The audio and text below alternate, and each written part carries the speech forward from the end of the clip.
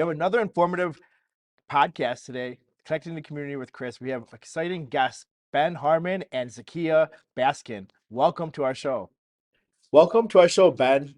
I know how valuable you are here at MaryCrest, and we wanted to learn a little bit more about you and Zakia. So tell us first, Ben, about you and yourself and a little background history. Yep. So I have a degree in pharmacy administration and secondary education. All of that schooling ended up directing me towards a career in administration in first skilled nursing and assisted living, but eventually in independent living and of course independent and assisted here. And it's been a blessing for about 12 years now, serving in the nonprofit and for-profit sector, serving seniors in the Livonia area. That's great. Well, we're blessed to have you in the community. So, Zakia, I know how valuable you are here at MaryCrest, and we'd like to learn more about you as well. So, tell us a little bit about how you got here and what you do here. I'm currently a licensed practical nurse. The past 9 years, I've been in the skilled rehab setting. Now I'm currently here in the assisted living as nurse manager. Great, wonderful, and I'd love to like dive into really about this facility and how valuable it is in the Livonia area. And I know that a lot of people ask for respite care Mhm. services, and this is a newer program, but also too is it's not new in the healthcare world, but not many people know about what respite care is. Can you help us explain what that truly that means? Yes, so a respite care is basically a short-term stay, private paid with a furnished room. Okay, yeah, and so and how does someone become eligible actually to receive respite care? So as far as our target audience, we want to target definitely the people coming out of hospitals too soon, leaving the skilled rehab setting too soon, especially if it's not safe, so they can come here and get extra care, extra therapy before going home. Also hospice candidates who could get more support and care here than they could get at their homes. And then the AL and assisted living community, possibly if they're on a wait list waiting to get into an assisted living, or maybe if their apartment isn't ready in the assisted living area, so they can come here and trial everything, see if they would enjoy it and like it. Yeah, so what I'm getting an understanding is that really is that it's a short-term stay, but also it's a safe place to come to in case, home is not the right place, whether it's temporarily and that there's care here and everything they need that would be if they were at their home, they could have here as well. Yes, around the clock care, families, it'll be a place where family would feel safe knowing that their loved one would be cared for. That's great. I think that was a truly good explanation of respite care. And so now is this private pay and all, or is there long-term care plans involved with this? Ben, can you help us out with that? Yeah, so really it's private pay. That's the short answer. There are some supplementary services that could be available. So somebody could get outpatient therapy services here. They could get hospice services as Akia was talking about a hospice client. They could have their hospice services come in and supplement the care, but yeah, it's primarily private pay. So a family member is bringing their loved one here as well. So what is the type of experience that a family member is gonna uh, to be able to enroll their loved one, and how are they going to first start out that process? Yeah, great question. So, as Zakia said, we're looking to serve folks who are maybe coming out of a rehab center, out of a hospital, needing some additional support. We all know that those rehab stays are shortening, right? And so they need more support, more help coming out of a rehab, or folks who are on hospice services. But in either case, people who need more care than they can reasonably get at home and who don't want to pay the high price tag for a one-on-one caregiver in their home can come to an environment like this, receive support for a few weeks. The experience the family would have is, reaching out, having a tour of the campus. It is an independent living solution, so there is a 24-hour care provider on site. So the families would interact with the care provider. The care provider would talk about the custom package that'll be in place, supporting their loved one around the clock.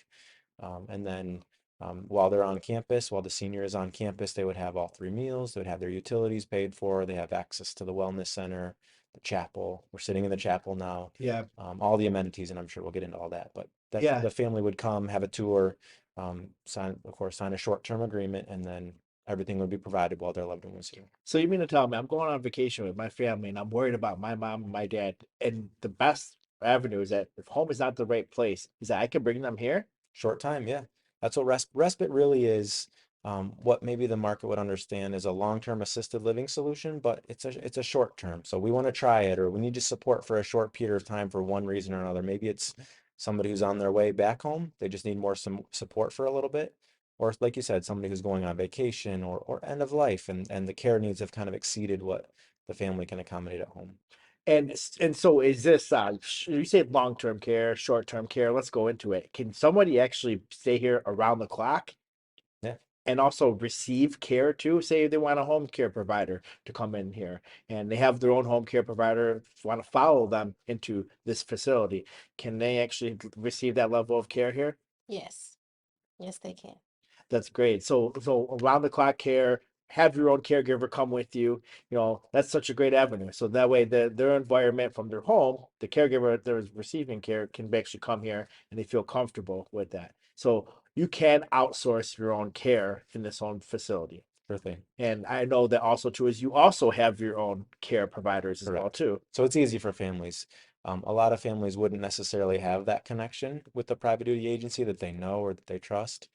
So that's here. We have that already in place. But like you said, yeah, sometimes family wants to be intimately involved in the care for one reason or another. Maybe it's a cost issue, but yeah, the family can be a part of that solution as much or as little as they want. Family members that come here, I know it has to be super valuable for them to have their loved one, you know, be here. And so I want to dive into what are the benefits for the family members that when they have their mom and their dad here, and that they can walk away and feel comfortable. But I know that there's a lot of activities that you guys have here. So that makes them feel like, hey, listen, they're going to be okay. For example, I know that you guys have physical therapy, and there's a great restaurant here. And so, can you dive into all the amenities that you guys offer? Yes, so we definitely want family members to feel like they could be very much involved in the care here. We do have a wellness center where they could come, and we have a seating area where they could sit and watch their loved one participate in therapy, and sort of see what they're doing and how they're working out. We also have the Lakes.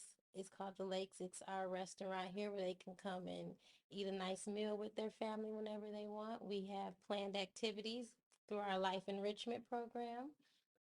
That's great. And then Ben, like, for example, I know that there's individual attention that people can have and a lot of socialization that's involved as well too. Mhm. Can you explain a little bit about that?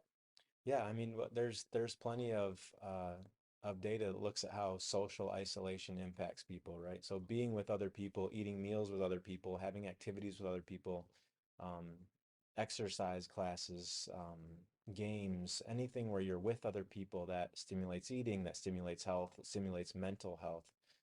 So being part of a social environment, even if it's just for a short time, can have huge impact for people. So, and we hope that folks come and experience that positive environment and maybe want more of it, right? So, Yeah, I mean, number one for me is with my parents. I want them to have peace of mind. I want to have peace of mind. I know they're in the right place and they're comfortable. And being here with a great environment, I think, is the first stepping stone for receiving great care in our community and in the healthcare system. Now, everyone wants their loved one to feel safe and have security here too. What type of safe and security measures do you guys offer here so if someone were to bring their parents here? yeah, so the building is locked down 24/7. So when somebody enters the community, they have to go through a screening process to come in. So first and foremost, we're still in a time where there's sickness that can impact people's lives significantly. So we want to screen folks, make sure there's not a temperature, make sure there's not a COVID exposure. But we also understand that we are social creatures, and in addition to socializing with other people in our peer group, we need those family interactions. So allowing family members to come in and interact with their loved ones, really, at a time that's comfortable for them, we think that's super important. So we adhere to the screening to make sure we're keeping things as safe as possible, and then we rely on people to be responsible with their visiting choices and we want to promote as much healthy socialization as possible because Mhm. people need it. That's great. So you could come and go and see your parents here, and also to expect that if you do leave, that they're going to be well taken care of, and also have activities involved with, where they can feel happy and safe and sleep at night. Now, I always worry about also if my loved one has memory loss. And so if they have memory loss, I know there's different facilities that allow that type of person to be there. Do you guys handle in clients or patients that have memory loss? Yeah, so the situation with memory loss, it's tricky, right? If somebody is a wander risk or a flight risk, that's a little bit more difficult to manage. And so we would look at that with somebody who was coming into the respite area.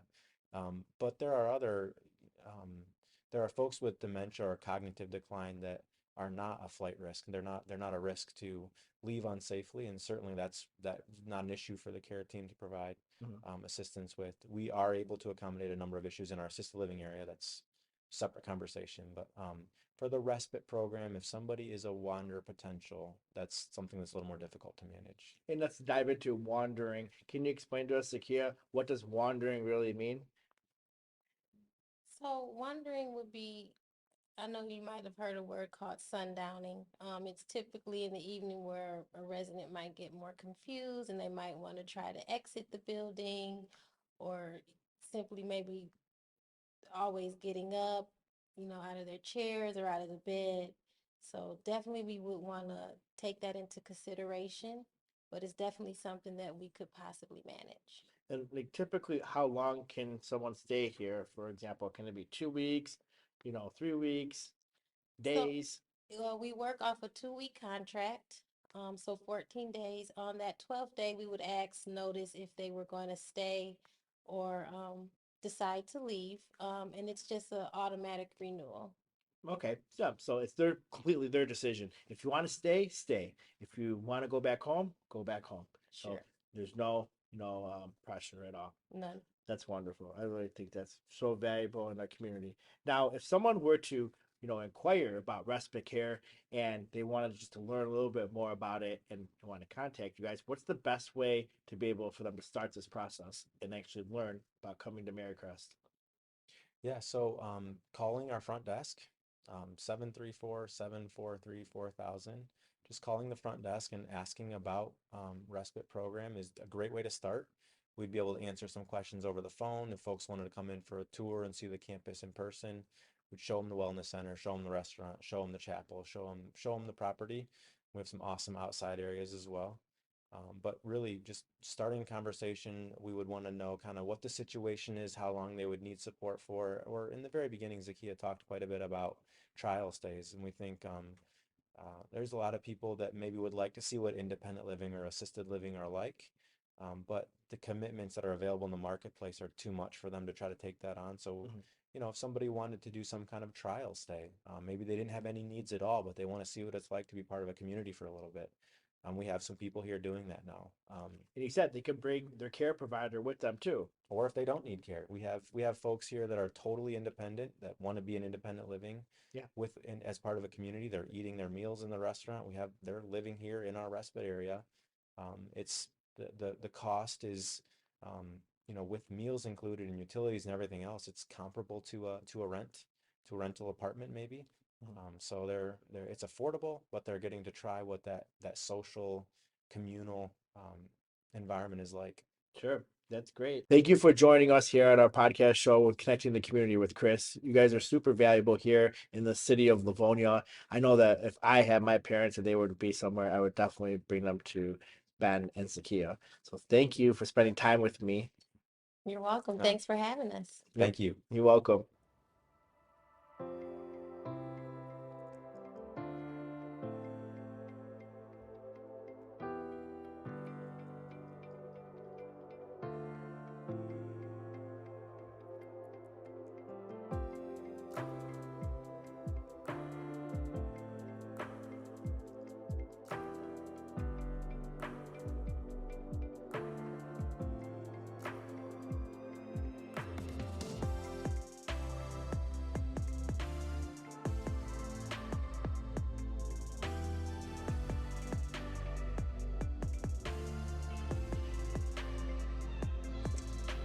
So we're here at the lakes. Thanks, Ben, for having me. This is the restaurant at the MaryCrest.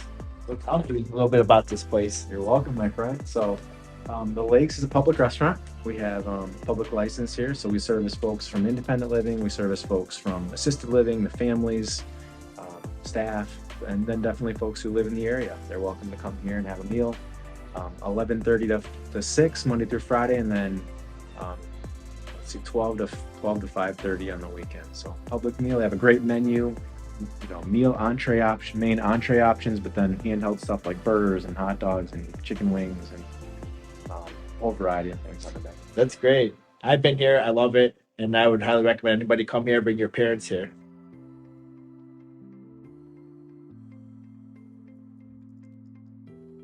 But hey, welcome to the Wellness Center. Great. We are so fortunate in this environment to have a state-of-the-art wellness center. We at one time had rehab services on this campus, which is why we have such a beautiful space. But when we closed down the rehab operation, we were left with this fantastic space to provide outpatient therapy services, wellness services. They can be part of exercise classes, or they can do one-on-one, exercise on their own using the bikes or the treadmill or any equipment in here. So come on in and take a look around.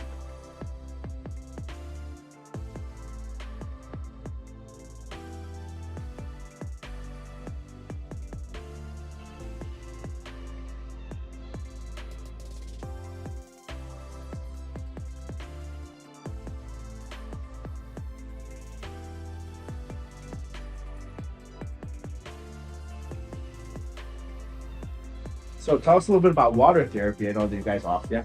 Yeah. So come on in. We have a pool here, a therapy pool. People can get aqua therapy classes. They can use the therapy pool for strengthening exercises, for anything that.